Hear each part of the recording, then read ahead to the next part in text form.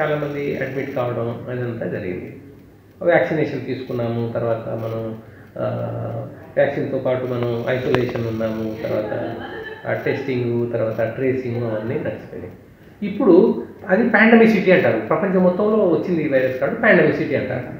So ఇప్పుడు పాండమిసిటీ లేదు, ఇప్పుడు ఎండమిసిటీ ఉంది. ఎండమిసిటీ వచ్చిందంటే ఆ వైరస్ అప్పుడు చూపిన తీవ్రత ఇప్పుడు చూపించదు. ఓకే, మైల్డ్ సిమ్టమ్సే ఉన్నాయి, మైల్డ్ సిమ్టమ్సే ప్రజెంట్. కాబట్టి దీని గురించి మనం ఎట్లాంటి ఆందోళన చెందకూడదు. ఒకటో పాయింట్. రెండవ పాయింట్, అప్పుడు కొత్తగా స్టార్ట్ అయినప్పుడు మనకు కావాల్సిన ఇన్ఫ్రాస్ట్రక్చర్ కాదు, మనకు కావాల్సిన లాజిస్టిక్స్ అంటే ఏంటి, టెస్టింగ్ కిట్స్ కానీ, లేకపోతే ఆక్సిజన్ కానీ, తర్వాత ఇవన్నీ మనం సమృద్ధిగా పెట్టుకున్నాం. మాస్క్స్ కానీ, శానిటైజర్స్ కానీ, ఇవన్నీ మనం అప్పుడు సమృద్ధిగా మనం ప్రొక్యూర్ చేసుకున్నాం, అది వాడేసాం. సో కంట్రోల్లో తెచ్చుకున్నాం.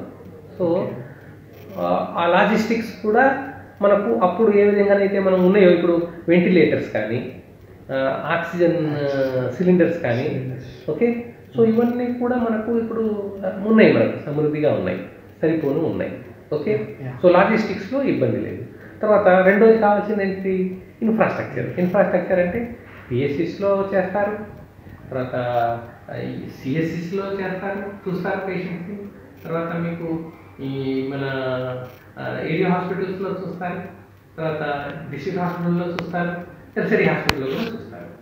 సో మనకు ఇది డయాగ్నోస్టిక్ టెస్ట్ వచ్చి దానికి మనకు ఆర్టీపీసీఆర్ ఇది ఉంటుంది, దానికి మనకు అన్ని హాస్పిటల్స్ సిఎస్సి అండ్ అబోవ్ హాస్పిటల్స్లో అన్నిటిలో ఉంది సిఎస్.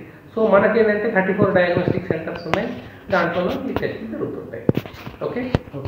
సో డయాగ్నోస్టిక్స్కి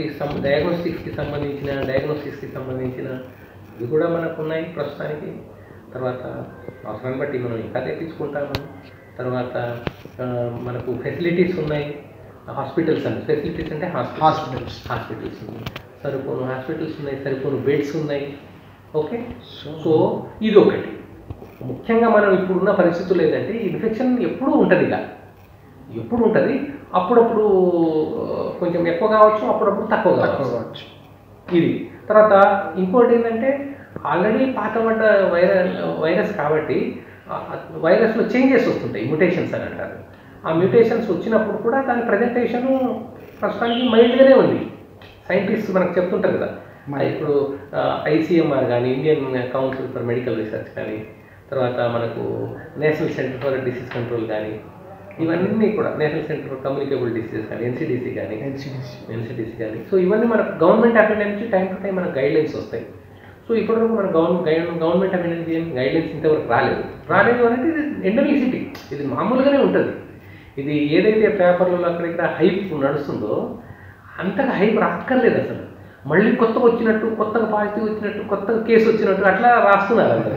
కానీ అట్లా కాదు, ఆల్రెడీ వైరల్ ఇన్ఫెక్షన్ ఉంది, దాని తీవ్రత చాలా తగ్గిపోయి ఉంది, వైల్డ్ ఫామ్ ఆఫ్ ప్రజెంటేషన్ ఉంది. ఆ ప్రజెంటేషన్ ఏముంటుంది, cold, cough, fever, throat pain, body pain, headache, normal symptomatic treatment తీసుకొని జాగ్రత్త తీసుకుంటే సరిపోతుంది. ఆ జాగ్రత్త ఏమిటి, రెస్పిరేటరీ ఎటిక్వేట్స్ అంటాం. అంటే తుమ్మినప్పుడు తగ్గినప్పుడు రుమాలు అడ్డం పెట్టుకోవడం, ఆ గుంపులో ఉంటే దూరం పోయి తుమ్మడం, తగ్గడం, ఏమండి. తర్వాత కొంచెం నీళ్లు ఎక్కువ తాగడం, ఎక్కువ నీళ్ళు తాగ వైరల్ ఇన్ఫెక్షన్ ఎప్పుడు వచ్చినా కూడా ఎక్కువ నీళ్ళు తాగాలి, మంచిగా తొందరగా వైరల్ టాక్సిన్స్ అన్ని బయటికి వెళ్ళిపోతాయి, ఓకే. తర్వాత శానిటైజర్ వాడటం, ఏమండి. అట్లాంటి మామూలు ఎటిక్వేట్స్ ఇవన్నీ అంటే కంపల్సరీ చేయాలనే కాదు, ఎవరికైతే ఉంటుందో వాళ్ళు కొంచెం జాగ్రత్త పడాలి. కోవిడ్-19 ఇన్ఫెక్షనే కాదు, మీకు మామూలు ఏ వైరస్ ఇన్ఫెక్షన్ వచ్చినా ఇదే చేయాలి,